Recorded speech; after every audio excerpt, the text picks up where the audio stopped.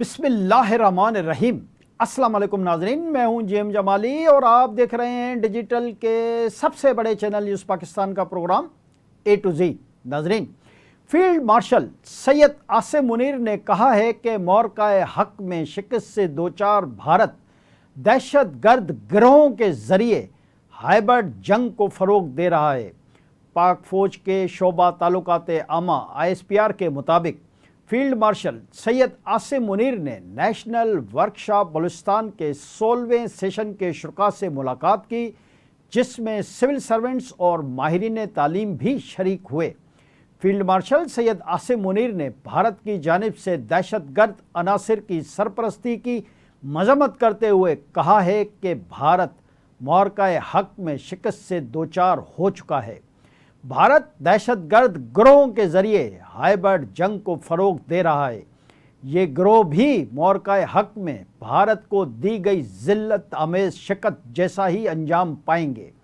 Field marshal Syed Asim Munir ने भारत की जानिब से दहशत गर्द अनासिर की सरपरस्ती को बलूचिस्तान के अवाम की हुब्बुल वतनी को निशाना बनाने की नाकाम कोशिश करार दिया और कहा कि मुल्क को दरपेश दाखिली या खारजी ख़तरात की सूरत में कौमी वक़ार और आवाम की सलामती के तहफ़्फ़ुज़ के लिए हर मुमकिन इक़दाम किया जाएगा। उन्होंने कहा कि दहशत गर्दी न मज़हब देखती है, न फ़िरका और ना ही नस्ल। दहशत गर्दी के ख़ात्मे के लिए कौमी सतह पर इज्तिमाई अज़्म और यकजहती नागुज़ीर है।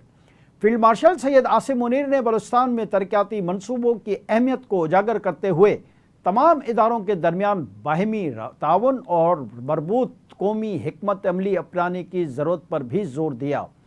ISPR के मुताबिक सेशन के आखिर में शुरा और फील्ड मार्शल सैयद आसिम मुनीर के दरमियान मुस्बत और बामायना मुकालमा भी हुआ।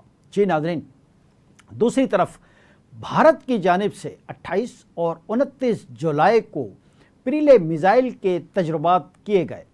सिक्योरिटी ज़राए के मुताबिक मिज़ाइल तजुर्बे अड़ीसा के साहिल डॉक्टर APJ अब्दुल कलाम जजीरे पर किए गए।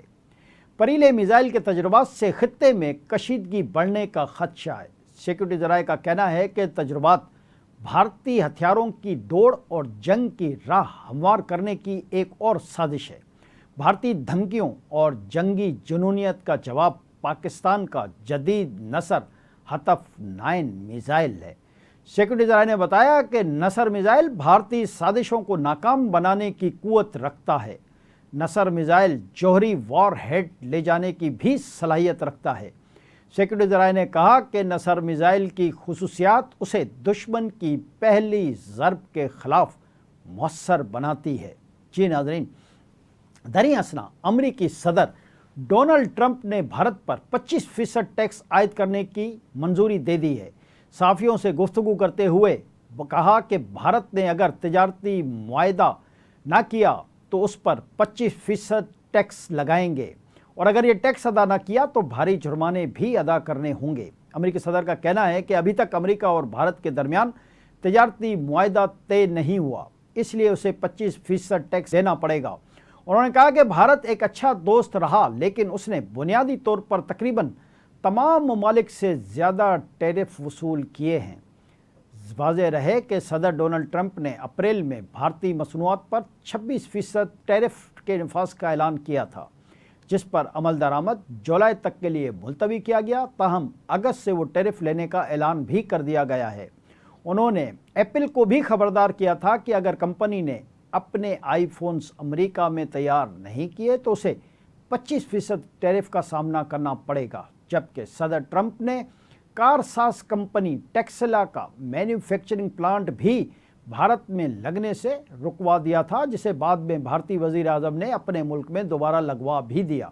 जी नाज़रीन, इधर अमेरिका के सेनेटर कोरी बुकर ने कहा है कि वो पाकिस्तानियों समेत तमाम इमिग्रेंट्स कम्युनिटी के अमेरिकी अदालतों में बेहतर नुमाइंदगी के लिए इक़दाम जारी रखेंगे। सेनेटर कोरी बुकर ने ये बात APPEC के सरबरा डॉक्टर एजाज अहमद की रिहाइशगाह पर फंड रेसिंग डिनर से खिताब करते हुए कही। सेनेटर कोरी बुकर ने इमिग्रेशन कवानीन, डेमोक्रेटिक पार्टी में मुख्तलिफ कम्युनिटीज़ की शमूलियत और गज़ा की सूरत हाल पर भी बातचीत की।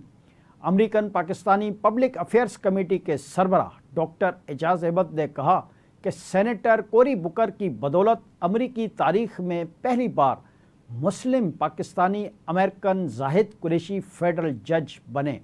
علاوہ ازیں انہوں نے عادل منگی کی سرکٹ کورٹ میں نمائندگی کے لیے بھی بھرپور اقدامات کیے۔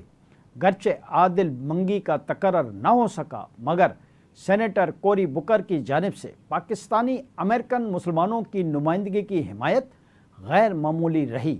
ڈاکٹر اعجاز احمد کا کہنا تھا کہ سینیٹر کوری بکر نے یقین دہانی کرائی ہے کہ امیگرینٹ کمیونٹیز کو مختلف شعبوں میں نمائندگی دینے کے لیے وہ اپنا کردار جاری رکھیں گے۔ انہوں نے مطالبہ کیا کہ ڈیموکریٹک پارٹی میں جرأت مند قیادت ہو جو تمام کمیونٹیز کو فیصلے کی میز پر جمع کر سکے۔ سینیٹر بکر نے غزہ میں فلسطینیوں کی حالت زار پر بھی بات کی۔ انہوں نے 7 اکتوبر کے حملوں کی مذمت کی مگر ساتھ ہی واضح کیا کہ فلسطینیوں کو مکمل انسانی حقوق ملنے چاہیے۔ سینیٹر کوری بکر نے دورہ پاکستان کا بھی ارادہ ظاہر کیا اور کہا کہ وہ وفد کے ساتھ ضرور پاکستان آئیں گے۔ جی ناظرین، دوسری جانب اسرائیل کی ہٹ دھرمی عروج پر ہے اور وہ دنیا کی سیاست میں بے لگام گھوڑے کی طرح سرپٹ دوڑ رہا ہے اور دنیا کی بڑی سے بڑی طاقت کو چیلنج کر رہا ہے۔ خبر ہے کہ فلسطین کو مشروط طور پر ریاست تسلیم کرنے کا برطانوی اعلان اسرائیل نے مسترد کر دیا۔ اسرائیلی وزارت خارجہ کے مطابق اسرائیل برطانیہ کے وزیر اعظم کے بیان کو مسترد کرتا ہے۔ برطانوی حکومت کے موقف میں تبدیلی فرانسیسی اقدام اور داخلی سیاسی دباؤ کا نتیجہ ہے۔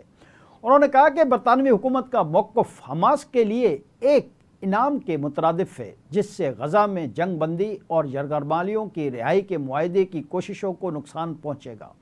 واضح رہے کہ گزشتہ روز لندن میں کابینہ کے ہنگامی اجلاس کے بعد برطانوی وزیر اعظم سر کیئر اسٹارمر نے کہا تھا کہ غزہ کی صورتحال نہ بدلی تو برطانیہ ستمبر میں فلسطین کو ریاست تسلیم کرے گا۔ برطانوی وزیر اعظم نے کہا تھا کہ اسرائیل اور حماس کے درمیان کوئی برابری نہیں ہے۔ حماس سے یرغمالیوں کی رہائی کا مطالبہ برقرار ہے۔ حماس جنگ بندی اور غزہ کی حکومت میں کوئی کردار ادا نہ کرنے پر راضی ہو۔ یاد رہے کہ اس سے پہلے فرانس بھی فلسطین کو بطور ریاست تسلیم کرنے کا اعلان کر چکا ہے۔ آج کے لیے اتنا ہی۔ اگلے پروگرام تک کے لیے اپنے میزبان جی ایم جمالی کو اجازت دیجیے۔ اللہ حافظ۔